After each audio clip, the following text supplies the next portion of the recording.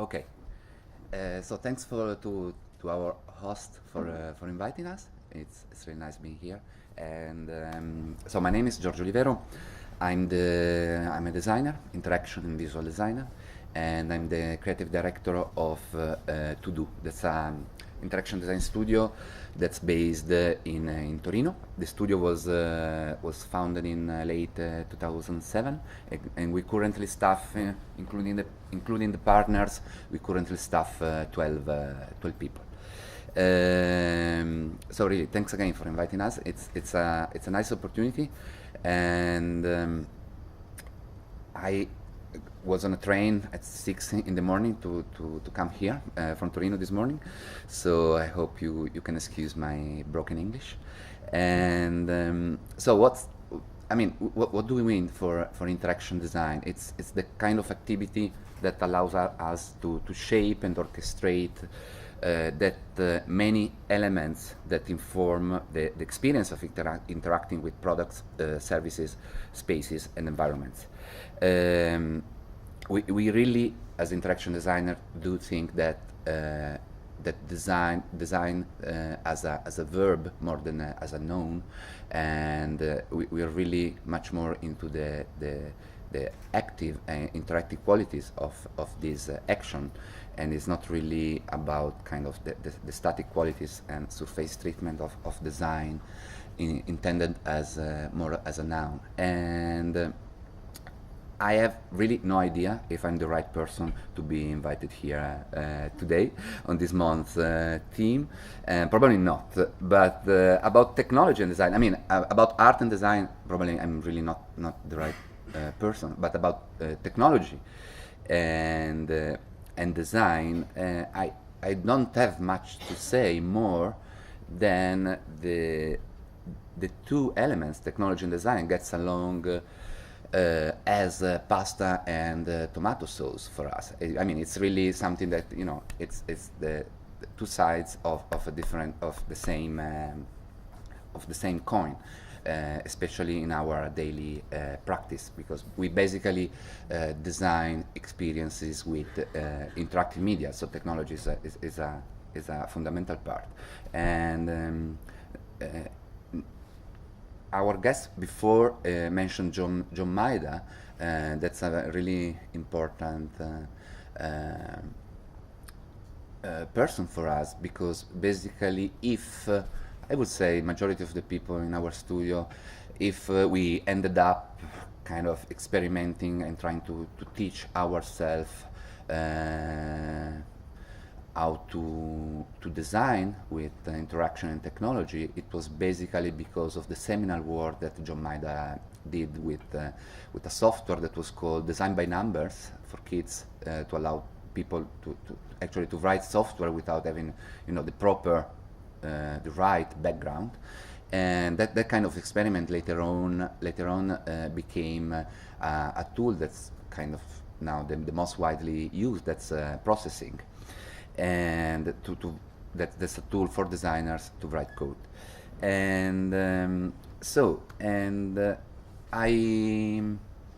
going to show you just kind of as a summary of our work, a short reel. It's just 1 minute, and that can, because I don't know if everybody is familiar with our work, I guess not. So we cover kind of a wide spectrum with our projects, and from interactive environments, mobile applications,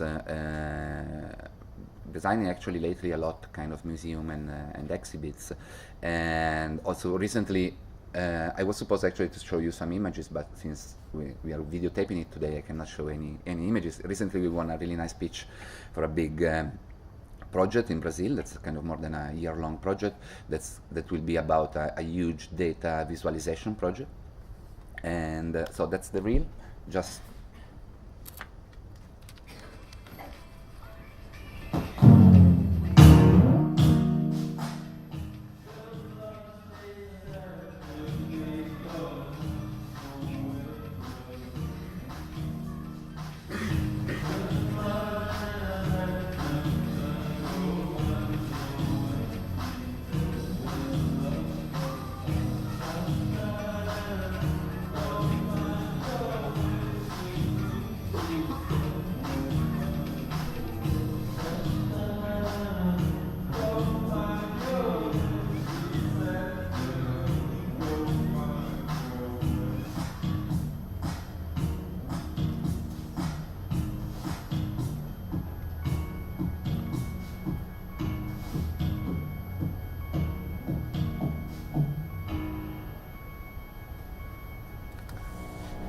so that was a selection of projects did in the past couple of years. As you can see, there's a lot of variety, and when I try to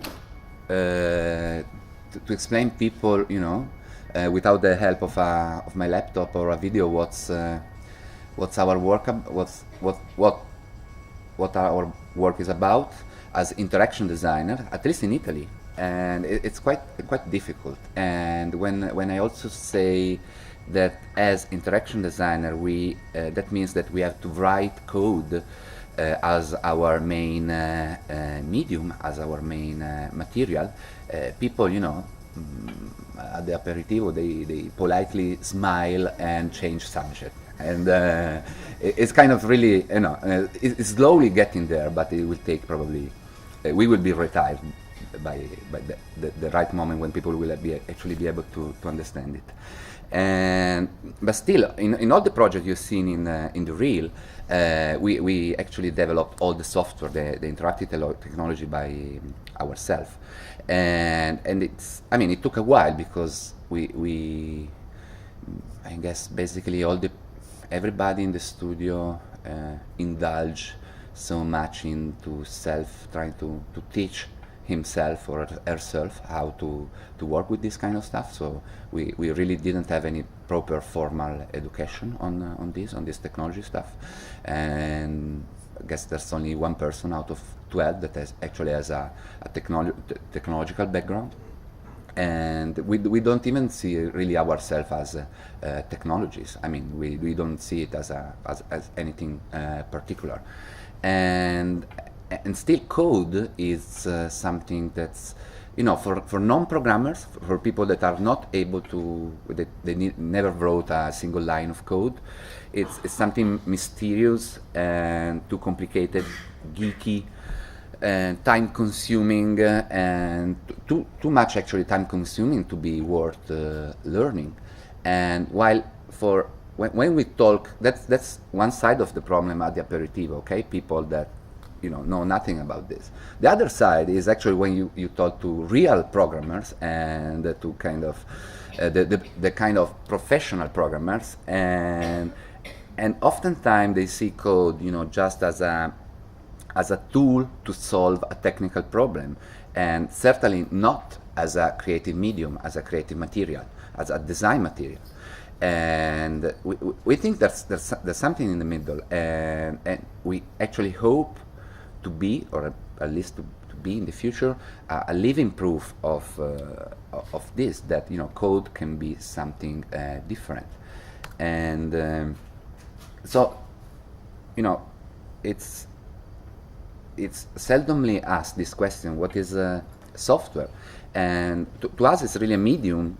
It's a medium. It's not something just technical there to build a technical system capable of unique expressions. And we really see, even if it's probably not to a design audience, but to as we have today, but to a wider audience, we really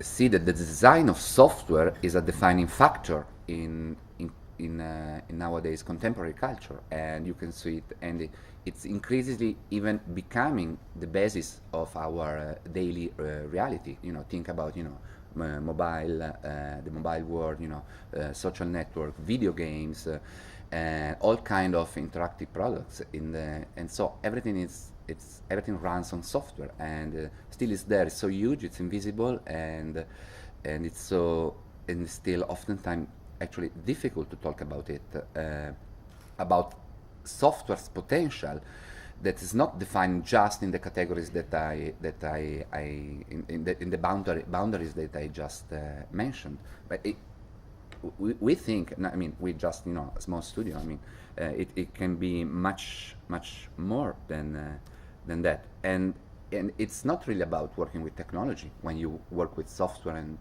trying to design interactive artifacts or experiences. That's just a way to get there. It's about really defining simply processes. So it's really about this abstraction of processes, and there are, you know, it's such a rich, as when we talk about programming languages as materials, as design materials, there are so many nuances in them. It's really, and as with every other design material, each material has its own possibilities and its own design space. There's no correct way to work with software. Here, it's a project. It's one of our first projects. It's very old. The video that I'm going to show was this event in Antwerp, in Belgium, in 2010. But actually, the first iteration of the project was in 2008. And so this was a kind of a communication operation with the Contemporary Art Museum in Antwerp. So they had this exhibition called Animism, and so for a week we had all these big projection on facades in different parts of the city with these creatures, with kind of with this real-time system, because it's not a video, it's not post-production, it's kind of live. And sorry. And compare, you know, to the usual video mapping projects that you see around. It's really, it's not this kind of cheesy 3D thing that explodes the building, and it's kind of a more delicate way to work with the architecture. And we were able actually to map the architecture, the windows, and all the different characteristics. So to have these creatures actually have a conversation with the facade and with the architecture itself.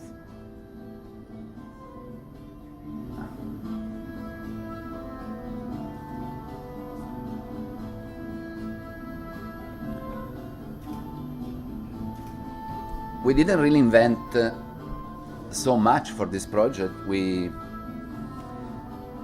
is this guy that is working for the Sony Research Center that probably more than 20 years ago defined all these algorithms to simulate this kind of movements.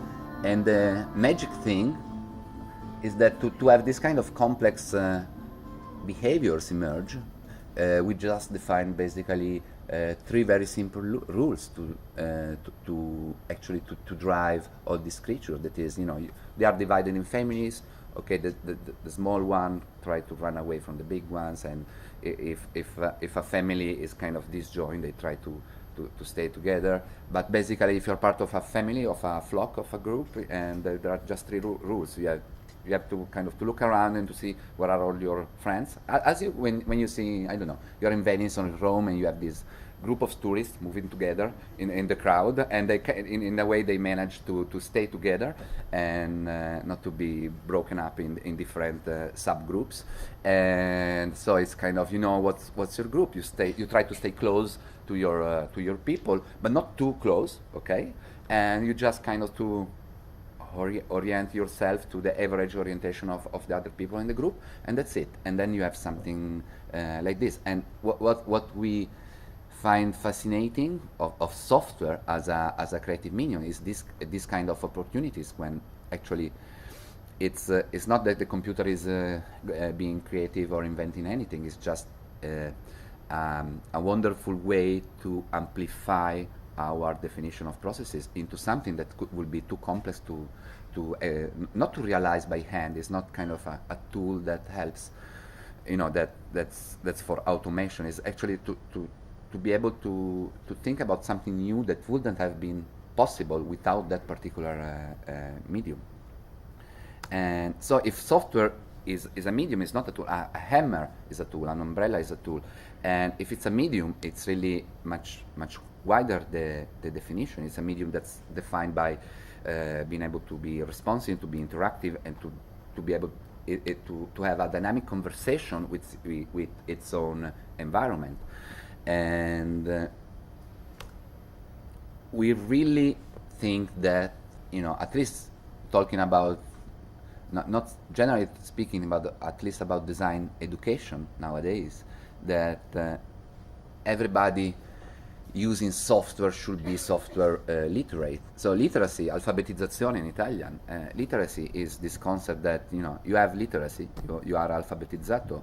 There is this guy, Alan Kay, that's also the one that said the famous meme, the best way to predict the future is to invent it, and it was this kind of genius, and basically what he once wrote is that the ability to read a medium, if you are able to read a medium, it means that you are able to assess the materials and tools and the content created by other people, and that's what everybody's doing when you're using Excel, AutoCAD, and Photoshop, and so on with software. So it's other people that created this, and you're just able to read.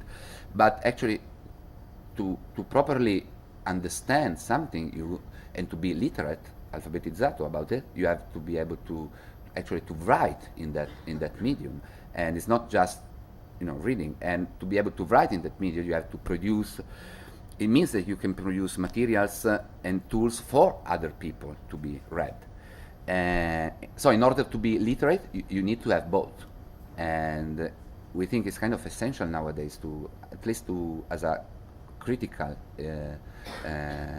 instrument, to be able to read reality. And in computer writing, in software, the tools that you generate is not code, it's really processes. You are really just defining processes. That's the essence of software. And you can actually fully understand this only if you try to do it.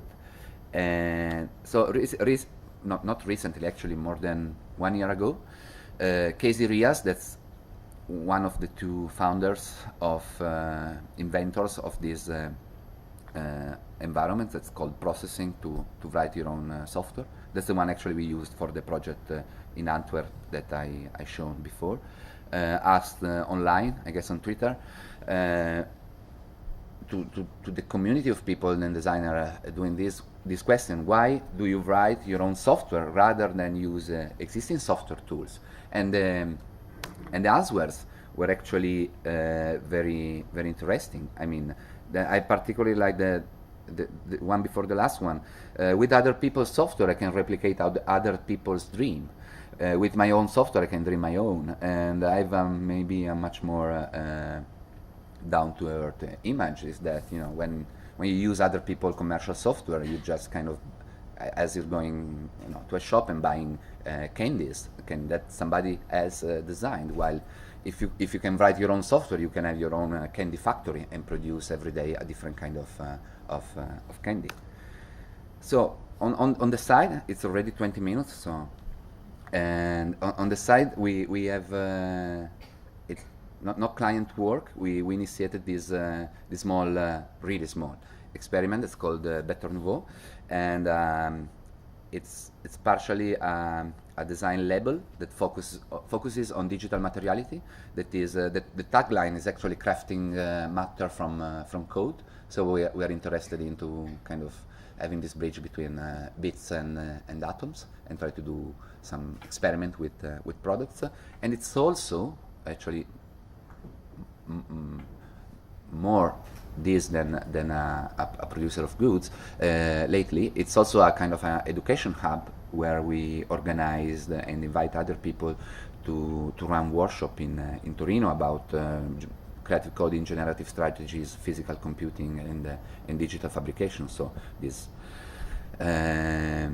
all kind of the computational medium, creative lingos, and innovative practices. And we have a couple of products. One is this. The first experiment was this wallpaper generated with by using spam. It's called Spanghetto. And a couple of screenshots from the work in progress. I mean, a nice thing about this is that, you know, at the beginning, actually on this project I worked directly, so I do remember the process, and I simply knew that I found so much poetry into the collection of subjects in my spam mailbox, and it's you know, all this intensity, that's love, health, friendship, business, and all together, and so intense. So I wanted to try to make something out of it, and that was it. I mean, that's how the one single idea I started while writing this, and so I was actually trying to find a way to lay out, to actually then eventually to comb this text in this way, and how to fill a surface with text in an elegant way.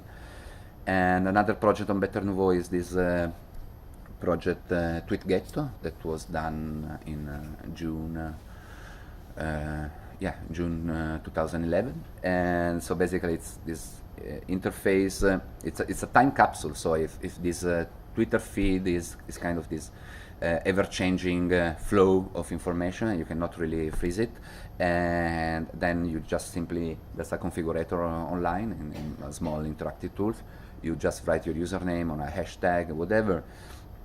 You play a little bit with the configurator, and then you generate a poster. I mean, this poster I generated it tonight on the Creative Morning Milan account, and then just, you know, you can download a medium resolution preview, or you can buy it. We saw kind of not so many, kind of 100 poster, I guess just one in Italy, and but it's nice. I mean, to us as a designer, this is interesting because there's this process that's online, there's this tool, and then only when you need to produce something, you actually hit buy, and then the file gets generated, goes to the print shop, and then it gets shipped.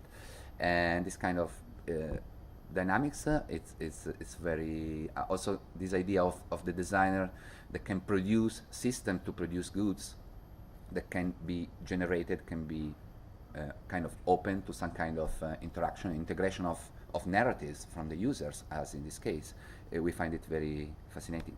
A couple of pictures from the workshops. Actually, the next workshop is by these friends that's called Roberto Fazio from Bologna. It's actually on video mapping.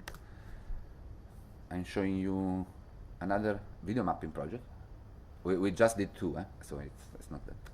That's this. It's another experiment to actually to work with video mapping in an interactive way with sound, and trying to amplify the relationship between kind of people in front of the facade and the building itself. So we built this step sequencer. So what you see here is actually, you know, user trying, you know, the first seconds of interaction, trying to understand how it will work, and so switching on and off the windows, and you would trigger different samples, and it's just kind of a pattern machine.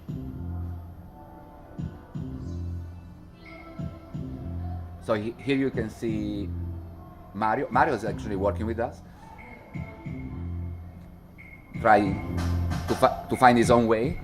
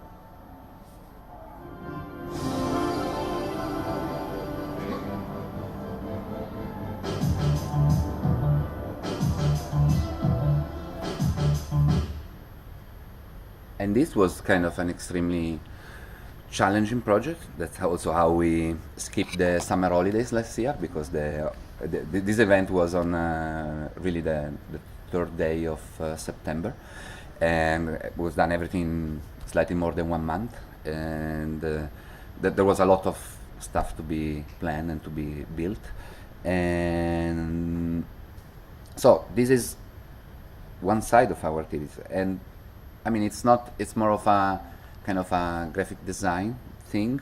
What I'm going to show now is the last few images, and talking about the tools that enable designers to actually to work with technology without the need of 5 years engineering school and this kind of things. So if on the kind of computational graphics and animation side, processing was a big driver in this thing, designers being able to work with technology without actually having studied it for years and years.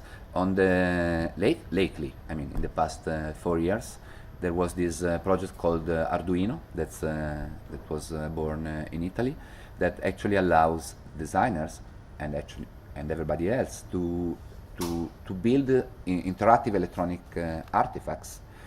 And it's an open source prototyping platform, and its openness and simplicity have made it success over the past 5 years. It really gained momentum. Nowadays, if you go on Kickstarters, kind of majority of the project based on hardware are actually built on top of Arduino as a platform. And at the beginning, Arduino was, I mean, something like this. This is a microcontroller, a small computer. You can program it in a very simple way. You can build your own interactive objects, whatever. And it was this normal kind of plain looking printed circuit boards. And 1 year ago, we were contacted by one of the Arduino founders, Massimo Banzi, that was also one of my teachers when I studied Interaction Design Institute Ivrea, to do a visual identity overhaul of this. And so the first thing was to design a logo, because it was a incredibly successful product without a logo, without a brand. It was just, I mean, people were complaining on the forum, does it exist an Arduino logo? People were actually using different logos made by the community. That's nice, but the logos weren't really effective. And so the project, in a way, when we're talking about hundreds of thousands of users around the globe, really needed kind of an umbrella identity. And so we designed this brand, but mostly, I mean, we try to redesign slightly the graphics on the boards. It's not, as you can see, there's not so much space on it, but we try to make it really kind of clearer and also nicer, because usually with printed circuit boards, this is really an enabler for people. This is something that's meant to be used, to be touched, and in a very active way. It's not the printed circuit board that sits, inside this mouse, this microphone, this computer, that's never meant to be seen or to be touched, because there's always an enclosure on top of it. Here is something different, so that also the object should be much more kind of friendly and look as much as possible accessible, not scary. And so that's the back side of the boards. That's the new retail packaging, because the project was until last few months ago was sold only online. Now it's in the shops in the United States. And so we try to make this identity that's very sober and geometric in a way. We hope is something that is not going to get old too soon. And we really wanted to steer away from the usual techno macho, from the minimalistic Apple approach, or the usual, or the other kind of techno machist approach to technology. That means empowerment, something more soft, something that you could actually relate to in a more normal way, also kind of playful. And this is everything is produced in Italy with people paid properly is not done in China, and safe work environments, and I mean there are a lot of it's carbon neutral, and there are a lot of nice sides to this project. We try to design the packaging with paper. We had to fight because they wanted to use plastic, and we tried to do we actually were able to do it everything with paper. And also the packaging tape, because they really ship from near Ivrea, near Torino, everywhere in the world, and they were really using tons of this PVC tape, and so we were able to push this more paper-based tapes, and I think that's it. And it's really, I'm just this little brick in the studio.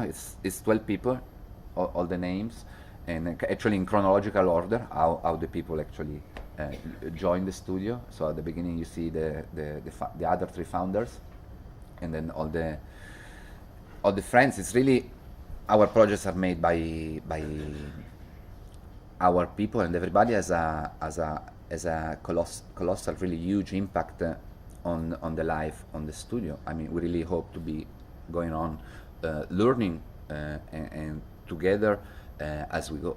And I think that's it. It's 34 minutes. Thanks.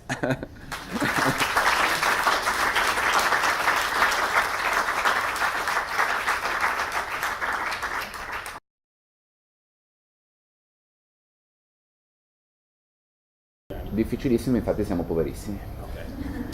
Non c'è, è risolta, sì. Per fortuna ultimamente adesso abbiamo vinto questa cosa grossa in Brasile, dove stanotte ho dormito 2 ore per chiudere della documentazione, e no, poi sembra bello, poi uno passa la metà del tempo a fare fogli di Excel, Gantt, telefonate, e sembra che forse oggi hanno una riunione in Brasile, si è confermato un grossissimo progetto di data visualization per l'8ª banca del mondo, che è brasiliana, visualizzare in tempo reale. Guarda, forse sapevo il microfono. Ok, e poi adesso abbiamo un'altra gara molto bella che sembra stia andando bene per un cliente in Qatar, a Doha, e penso che l'unica soluzione per diventare leggermente meno poveri, quando dico poveri, nel senso, sì, ovviamente si parla di poco più della sopravvivenza dignitosa, e quindi l'unica speranza, direi, in questo momento è o andarsene via o trovare clienti fuori.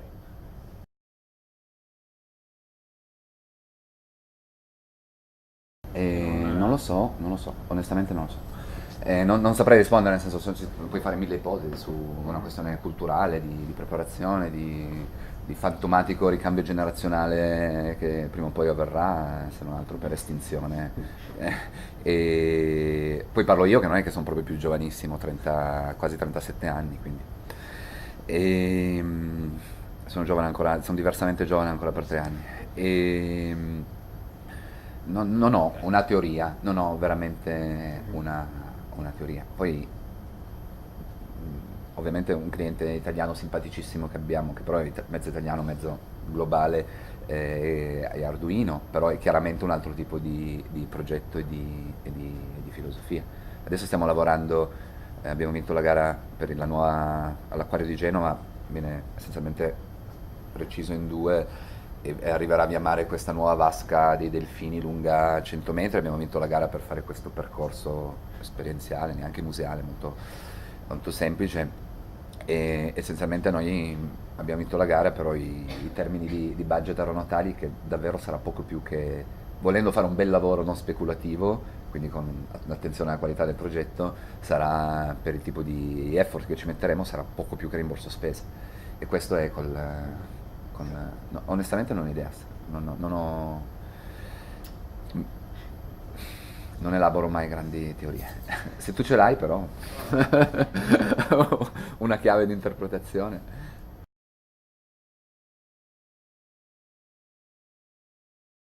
Ma sicuramente ci sono delle applicazioni concrete, nel senso, noi siamo molto più sul lato spazi pubblici, eventi di comunicazione, entertainment, e quindi poi ovviamente quello che fa uno studio è, più fai certe cose, più in qualche modo chiami quel tipo di progetto, a meno che non riesci come ricerca interna fare delle cose che abbiano degli scarti forti, a quel punto chiamare altri tipi di progetti.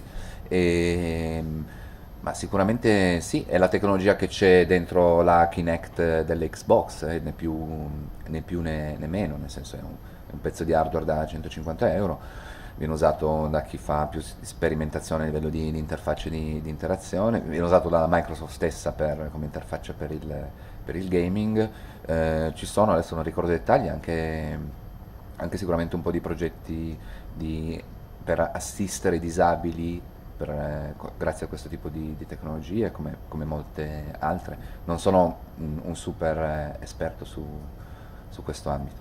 E, quello che, per tornare anche alla tua domanda, quello che è molto più facile in Italia è lavorare sull'effimero, sugli eventi purtroppo, nel senso non è stata una scelta, nel senso è difficile trovare delle aziende che siano interessate a investire in un ragionamento e anche nella creazione di partnership interessante su tutto quello che riguarda l'interaction design. Poi noi ogni tanto abbiamo avuto delle botte di culo pazzesche, tipo l'applicazione iPad, quella sulla storia dei caratteri cinesi che avete visto prima, l'Apple ce l'ha presa, l'ha messa in un suo spot di 30 secondi del lancio dell'iPad 2 durante il Super Bowl negli Stati Uniti e andava in TV, e poi ci hanno preso in simpatia e spesso ci mettono in evidenza sull'app Store. E, davvero, per tornare alla tua, cioè, o l'autoproduzione, se uno riesce a farla in modo smart, ovvero non basta produrre cose interessanti ma poi avere una forza commerciale, perché poi comunque, per quanto belle possono essere le tue cose, poi il problema è se tanto le vendi a 100 amici, comunque è interessante, però non ha senso. Oppure anche tutto questo discorso per noi del mondo delle app è molto interessante, perché io ogni giorno verso l'una ricevo un'email da un service online che mi dice esattamente quante ne abbiamo vendute, quanto abbiamo guadagnato, come siamo messi nelle classifiche, e lo sforzo è solo poi quello di fare micro aggiornamenti per seguire la Apple, però quello che è interessante è effettivamente fare prodotto, se possibile, se possibile. Poi siamo stati davvero fortunati, perché abbiamo avuto questa davvero botta di fortuna incredibile, per cui ci hanno selezionati e questo ci ha dato molta visibilità. Di nuovo non siamo diventati ricchi nonostante siamo finiti cioè avremmo venduto con questa cosa del Super Bowl, eccetera, in quel periodo lì avremmo fatto 5-6 mila euro di vendita dell'applicazione, per cui di nuovo si tratta di cifre molto, molto piccole, anche se magari concentrate in un mese. Poi va via lo spot e quindi ritorna il tran tran quotidiano.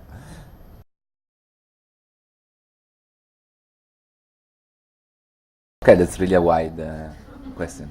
I mean, the definition is it's really that activity that allows to shape, that activity that allow to shape and orchestrate, all our relationship and conversation with products, artifacts, system, services, and environments. So it's really a kind of a relational discipline. It's really about building relationship and conversations, and in the widest sense of the meaning conversation. I mean, not I mean, mediated between humans, but also with our own technological artifacts, and being it for entertainment or for fun or for more serious goals. I think that's. And what was the second part of the question? The challenges. Uh, Ask me in a couple of years. I know, no, in 5 years. Yeah, and the challenge is that it's a little bit demanding because of the evolution of technology, to be always up to date. I mean, we really do spend 1/3 of our working life actually learning new things. I mean, there's so much time invested in research and into teaching ourselves how to be able to do this kind of thing. But that's also the very pleasant part of it. Yeah.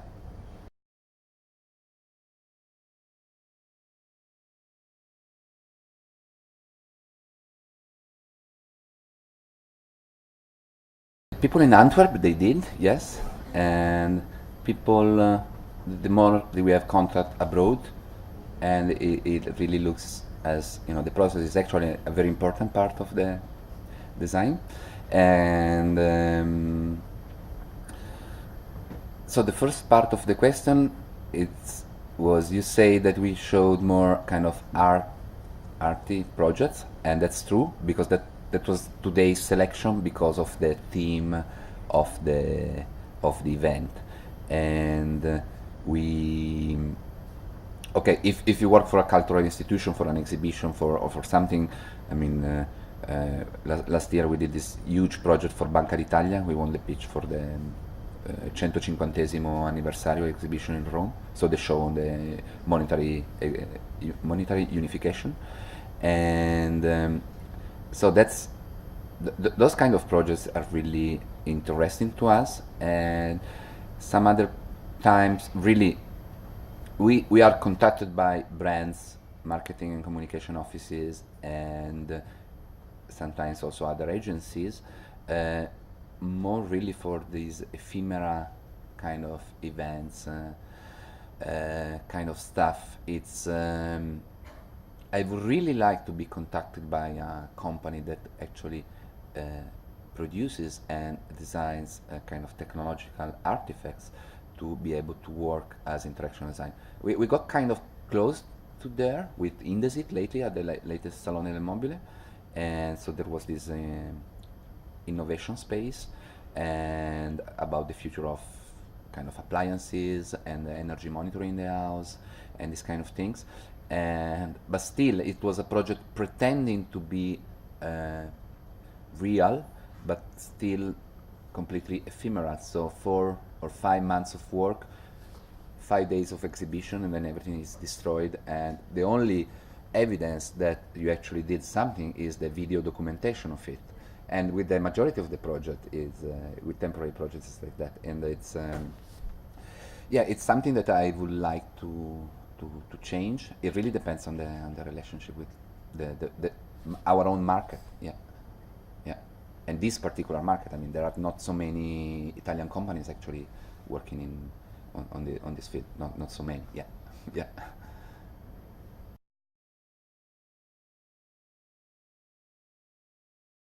It happened kind of by chance, and because in my some previous professional lives, I was working on the web as an art director, as a graphic designer, but without ever any formal training, because I just studied Scienze della Comunicazione, so I never went to design school or anything. But I was curious about it, so, I mean, and I kept studying.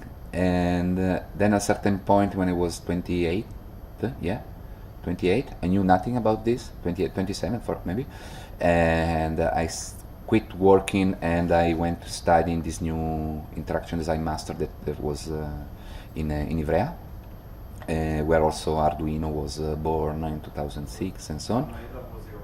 No. John Medak just came once 1 week to do a critique. And so after those 2 extremely intense years of studying, and then my only choice was or to go abroad to work for somebody else, because basically there was imagine it was before, you know, social networks, the mobile phone. There were no smartphones yet. I mean, it was really much more primitive. And it was in 2000 when I graduated. It was in 2004, but then I decided with some friends to do these experiments and to try to invent an interaction design studio. And so obviously the first project we got, especially then, were kind of projects that would be delivered in events and this kind of. So you know, the managers, they don't risk too much if they spend budget on something that lasts just one day. I mean, the commitment, also the management commitment is definitely smaller. And so at the beginning it was with Fabio, that's a close friend. We studied at university together, also with Andrea Clemente. Fabio Franchino was another friend, because we had also very early in the year 2000 a side project kind of doing visuals for electronic music, and so in clubbing and festival and these kind of things. And so the four of us, we decided, okay, let's try to do it and to move away from the web.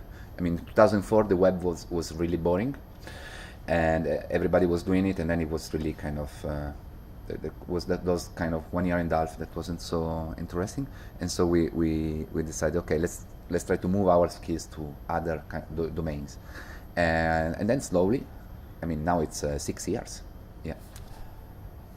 Slowly it happened. A lot of work, yeah, but it wasn't really planned. It wasn't really planned. I mean, it was planned ongoing, yeah.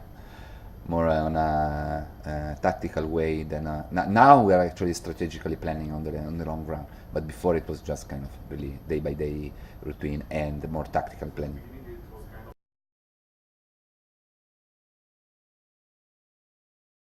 No, perché nel senso, cioè strategicamente a noi interessa stare sul mercato e piuttosto stare su altri mercati che siano un po' più sani di quello che è purtroppo l'Italia in questo momento. Siamo dei designer e magari anche se molte cose possono sembrare simili, però c'è un click diverso in testa.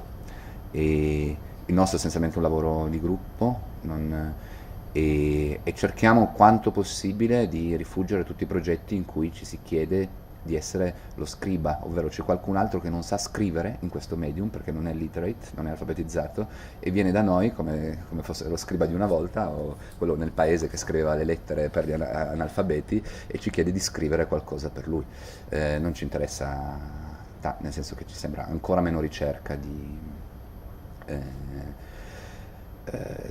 fare clienti, di fare anche altri progetti più semplici, nel senso, o è una collaborazione interessante, nel senso abbiamo molto chiari strategicamente dove vogliamo andare, e lavorare nel mondo dell'arte contemporanea non so se ci porterebbe nella direzione giusta.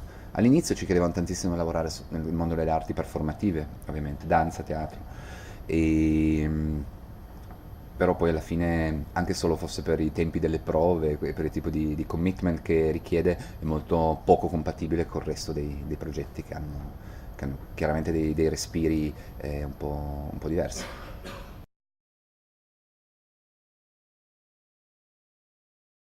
I think it's a very healthy relationship with the boundaries and the limits of the technology. It's a very healthy relationship we have with technology. It's not that I mean, if it cannot be done with a tool, if you're literate with this, then you find another tool that allows to actually to find a way to do it. And if it's not processing, if it's not Arduino, it will be something else. Maybe it's an electronic engineer that you pay 500 euros a day, and then it does that for you. But that's totally fine, or anything else. I mean, if you know, this thing about problems, how they say that, you know, if a problem, if you can fix it, it's not a problem. If you cannot fix it, it's not a problem, because I mean it cannot be done, so it's not a problem anyway. So I mean, there are, as I said at the beginning, there are a lot of different materials with this kind of technologies, and every material has its own set of, you know, boundaries and possibilities, and then we really see this as an ongoing relationship, also working with other studios that share the same kind of approach, or other people. I mean, it's really the important thing is for me, kind of directing the studio is not really to learn how to do everything, but to learn how to be able actually to find a solution to produce almost anything. That means that it's not limited by the knowledge that we do have. Yeah, and we are also extremely lucky, because in this field there's so much communities online and so much open material, and if you wanna teach yourself, it's really, I mean, after, you know, the first month or something, it's there's so much wonderful and nice stuff that's freely available online.